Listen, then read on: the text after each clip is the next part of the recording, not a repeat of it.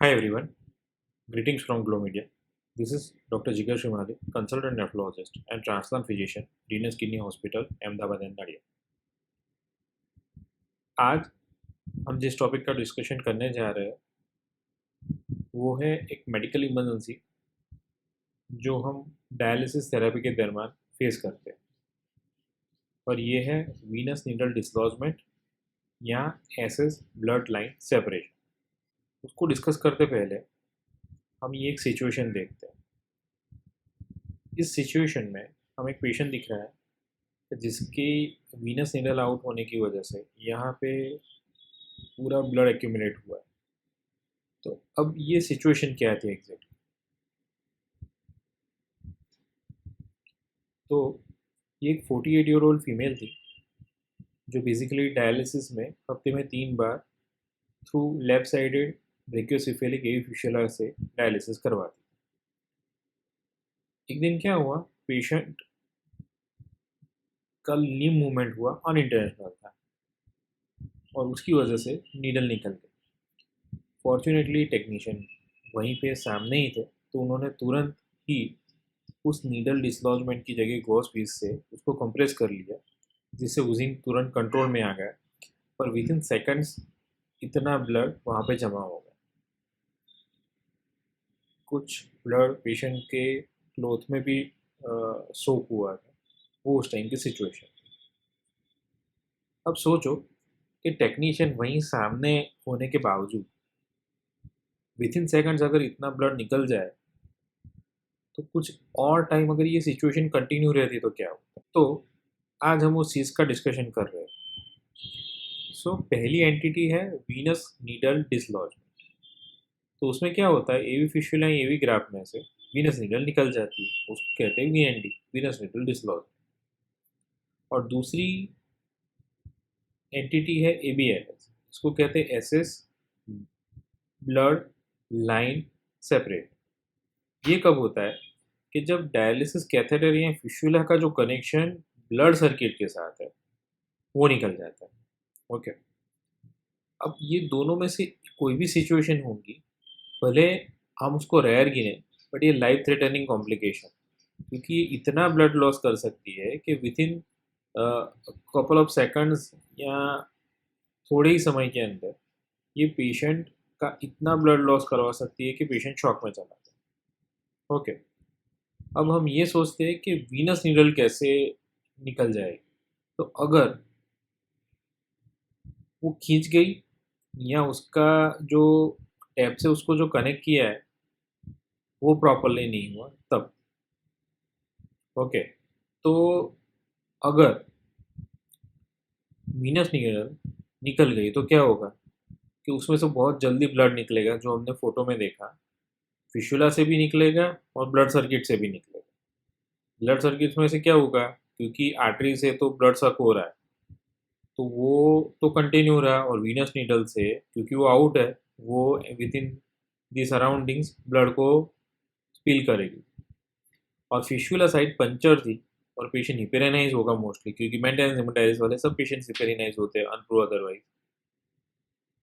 तो उस कंडीशन में वहाँ भी तुरंत ब्लड बंद नहीं होगा। ओके, तो मशीन ने तो ब्लड खींचना कंटिन्यू किया, आर्टरी नीडल से वो आउट होता होगा और वो एनवायरमेंट में चला, इन द सेंस सराउंडिंग्स में चला। अब सोचो आर्टरी नीडल निकलती वीनस नीडल के बदले तो क्या होता। वो आर्टरी नीडल जनरली पेशेंट में से ब्लड सक करती है, तो उसके बदले अब वो एनवायरमेंट में से एयर सक करेगी। कभी कभी क्या होता है, डायलिसिस कैथेटर के सूचर टूट जाते हैं और पूरे का पूरा कैथेटर निकल जाता है। और उसकी वजह से क्या होगा, क्योंकि कैथेटर के साथ अभी भी ब्लड सर्किट कनेक्टेड है, पर जो कैथेटर का एंड है वहाँ से ब्लड लीक होगा, और दूसरा जहाँ पे कैथेटर इंसर्ट किया था, इंटरनल जेक्युलर वेन या सब क्लेवेन वेन या फीमोरल वेन, वहाँ से ब्लड लीक होगा। ये होगा। तो ये हमने समझा एक बेसिक कंडीशन की नीडल क्यों निकलती है, तो टैपिंग प्रॉब्लम की वजह से। जो टैप लगाई है वो प्रॉपर नहीं है, उसकी वजह से कॉमनली यहाँ वो निकल गई। On the other side SS blood line separation कब होगा? कि जब जो लोअर लॉक है, जो एसएस और ब्लड सर्किट के बीच में होते हैं, वो प्रॉपरली कनेक्टेड नहीं। अगर ये सिचुएशन होती है तो ये है ना एक मेडिकल इमरजेंसी है। जनरली डायलिसिस में बहुत कम ऐसी मेडिकल इमरजेंसी है कि जो with in seconds to minute patient की लाइफ को एंडेंजर करती है। से for example cardiac arrest, air embolism या ये। सो इसलिए हमें इस टॉपिक के बारे में बहुत इन डेप्थ डिस्कशन करना। हम मेजर फैक्टर को कंसिडर करें नीडल डिसलॉजमेंट में के लिए या एसएस ब्लड लाइन सेपरेशन के लिए, तो इस फैक्टर्स को हम 3 पार्ट में डिवाइड कर सकते हैं। एक एसएस रिलेटेड, एक पेशेंट रिलेटेड और एक डायलिसिस यूनिट या स्टाफ रिलेटेड। तो एसएस रिलेटेड में क्या होगा कि जो निडल डालनी थी वो थोड़ी फॉल्टी टेक्निक थी, निडल बहुत सुपरफिशियल रह गई या उसका फिक्सेशन प्रॉपरली नहीं किया गया या ब्लड लाइन का जो सिक्योर करनी थी वो नहीं की गई। ब्लड लाइन का और एसएस के बीच में जो लॉक होता है, लोअर लॉक होता है, वो लूज है। जो ब्लड लाइन है उसको प्रॉपरली बेड पे या पेशेंट के आर्म के साथ प्रॉपरली टैप नहीं की गई, या टैप की गई तो बहुत टाइट की गई कि जिसकी वजह से जो खींचने की वजह से नीडल निकल गई। एक तो नीडल बहुत डिफिकल्टी से ऐसी लोकेशन में डाली गई थी कि जहाँ पे एक एंगल था कि जिसकी वजह से नीडल निकल गई। तो ये सब एसएस रिलेटेड फैक्टर्स थे। ओके, अब पेशेंट रिलेटेड फैक्टर कि पेशेंट इतना रेस्टलेस है, कंफ्यूज है, इरिटेटेड है और वो हमें कोऑपरेट नहीं कर रहा कि जिसकी वजह से लिम्ब मूवमेंट से वो नीडल निकल गई। या पेशेंट को कोई कॉम्प्लिकेशन होता है, से फॉर एग्जांपल हाइपोटेंशन होगा या मसल क्लैम्प्स हो रहे हैं या पेशेंट को डायफोरेसिस मतलब एक्सेसिव पर्सपिरेशन हो रहा है। एक्सेसिव पर्सपिरेशन कब होता है? जब कोई हाइपोटेंशन होता है या कोई कार्डियक इवेंट होती है तब। तो तब क्या होता है कि पेशेंट को ये हाइपोटेंशन या क्रैम्प या पर्सपिरेशन की वजह से सडन मूवमेंट होती है। से फॉर एग्जांपल मसल क्रैम्प हुआ तो सडन इनवॉल्टरी मूवमेंट हुई। ये मूवमेंट्स इसलिए भी होती है कि थोड़ा मसल को अलग अलग वे में कॉन्ट्रैक्ट होगा तो थोड़ा सा रिलीफ मिलेगा, उससे नीडल निकल जाएगी। हाइपोटेंशन हुआ तो बहुत स्वेटिंग होगा तो नीडल निकल जाएगी। तो ये प्रॉब्लम होता है। जो ब्लैंकेट है ना, बहुत बार पेशेंट को ठंड लगती है या पेशेंट सो जाता है तो ब्लैंकेट यूज़ करता है। तो वो क्या करता है, उसके साथ नीडल बहुत बार उसकी टैप की वजह से या ब्लैंकेट के साथ खींचने की वजह से नीडल निकल जाती है। जैसे हमने बात करी, जो टैप है जो ब्लैंकेट के साथ कनेक्टेड है तो वो लूज़ हो जाती है उसके साथ अटैच होने की वजह से, तभी भी वो निकल जाती है। और in general unintentional limb movement, जैसे हमने ऊपर के केस में डिस्कस किया है कि पेशेंट का अनइंटेंशनल लिम्ब मूवमेंट हुआ है। अब तीसरा फैक्टर है डायलिसिस यूनिट या स्टाफ रिलेटेड फैक्टर। तो उसमें क्या होगा कि शायद यूनिट में इतने डायलिसिस होते हैं या टेक्नीशियन थके हुए हैं, लंबी लंबी शिफ्ट चल रही है, तब स्टाफ इतना ध्यान नहीं दे पा रहा पेशेंट को। ठीक है ना, बहुत इंपॉर्टेंट सिचुएशन के कहते हैं जिसको कहते हैं अलार्म फटिंग। इसमें क्या होता है कि इतने अलार्म बजते हैं ना तो हम बहुत बार सोचते भी नहीं और हम अलार्म को बाईपास कर देते हैं। ये ना सबसे खराब चीज़ है। जब तक आप अलार्म पढ़ो नहीं ना कि वो कौन सा अलार्म है, उसको बाईपास मत करो। बहुत बार हम हमारे हॉस्पिटल्स में जो हमारे अटेंडेंट स्टाफ होते हैं उनको भी कह देते हैं कि अलार्म बाईपास कर देने का, बज रहा है तो बाईपास कर दो। पर नहीं, ये सबसे खराब प्रैक्टिस है जो पेशेंट की लाइफ को एंडेंजर करती है। अगर पेशेंट का घर पे डायलिसिस हो रहा है या कोई आइसोलेशन एरिया में हो रहा है जैसे कोविड में होता था, या पेशेंट नॉक्टर्नल डायलिसिस में, तब भी स्टाफ का उतना पेशेंट पे ध्यान नहीं रहता। तो ये 3 फैक्टर थे जो मेजरली नीडल डिसलॉजमेंट या एसएस और ब्लड सर्किट के डिस्कनेक्शन के लिए रीज़न बनते हैं।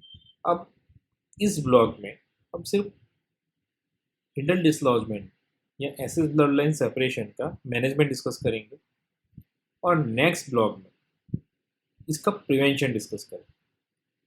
प्रिवेंशन काफ़ी लेंदी है क्योंकि उसको समझने के लिए हमें वीनस प्रेशर, आर्टरियल प्रेशर, अलग अलग तरीके के सेंसर्स और बहुत सी चीज़ों के बारे में समझने की ज़रूरत है। सो मैंने उसको सेकंड पार्ट में रखा है। आज हमने क्या डिस्कस किया है, केस क्या है, वीएनडी और एबीएलएस। वीएनडी माने वीनस नीडल डिसलॉजमेंट, और एसएस ब्लड लाइन सेपरेशन क्या है, उसके रीजंस क्या हो सकते हैं, और हम उसको कैसे मैनेज करते हैं, आज हम उतना ही डिस्कस करेंगे। तो अगर नीडल डिसलॉज हो गई है या एसएस ब्लड लाइन सेपरेशन हुआ है, तो सबसे पहले तो पंप बंद कर दो, तो जिससे ब्लड की मूवमेंट रुक जाए। जो पंचर साइट है उसको गॉस पीस से कंप्रेस कर दो अर्जेंटली। एक नीडल निकल गई है तो रिमेनिंग नीडल से जो सर्किट में ब्लड है उसको रिटर्न कर दो।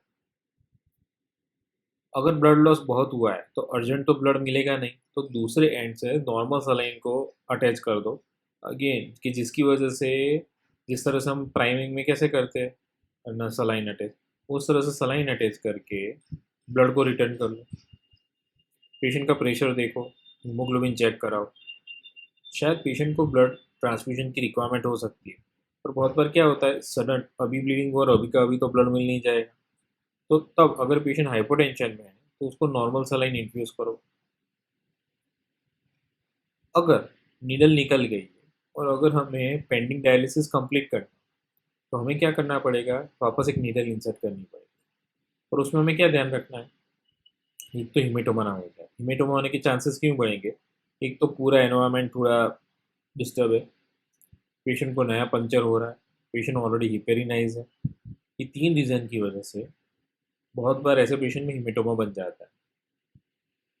ओके, दूसरी एक बात, ब्लड स्पिलेज सराउंडिंग्स में हुआ है, अगर वो पेशेंट HIV या SBS या HCV पॉजिटिव है, तो हमें सरफेस क्लीनिंग बहुत ध्यान से और अच्छे से करना है उसमें, क्योंकि वो एक इस वायरस के स्प्रेड के लिए रीज़न बनता है, इसलिए ये हमारे लिए बहुत इम्पोर्टेंट। अब सोचो दोनों नीडल निकल गए, तो एक ऑप्शन है, एक वीगो डाल दो जो जिसका कैलिबर बड़ा हो, जो हम रूटीनली ब्लड ट्रांसफ्यूजन के लिए रखते हैं। उससे आप धीरे धीरे ब्लड पंप को स्लोली स्टार्ट करके आप ब्लड रिप्लेस कर सकते हो। हाँ, उसमें दिक्कत आ सकती है, बट ये एक ऑप्शन है। ओके, दूसरा एक काम करो, नेक्स्ट डायलिसिस के पहले एक CBC का रिपोर्ट करा। होता क्या है, अभी ब्लड लॉस हुआ ना तो अभी कम हीमोग्लोबिन नहीं दिखेगा, क्योंकि बॉडी में से दूसरा फ्लूइड डिस्ट्रीब्यूट होके ब्लड की जगह आए और फिर हमें टोटल हीमोग्लोबिन का कॉन्सेंट्रेशन फॉल हो, उसमें थोड़ा टाइम लगता है। सो नेक्स्ट डायलिसिस तक, जो नेक्स्ट डायलिसिस 2 या 3 दिन के बाद जब भी होगा, तब आपने CBC चेक किया और अगर उस टाइम हीमोग्लोबिन कम लगे ना, तो आप उसको ब्लड ट्रांसफ्यूजन करवा दो।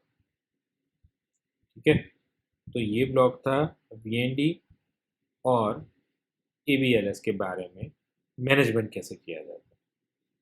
सो हम कल के वीडियो में और कल के ब्लॉग में ये डिस्कस करेंगे कि इसका प्रिवेंशन क्या है और हम इसको कैसे रोकें, because prevention is always better than cure.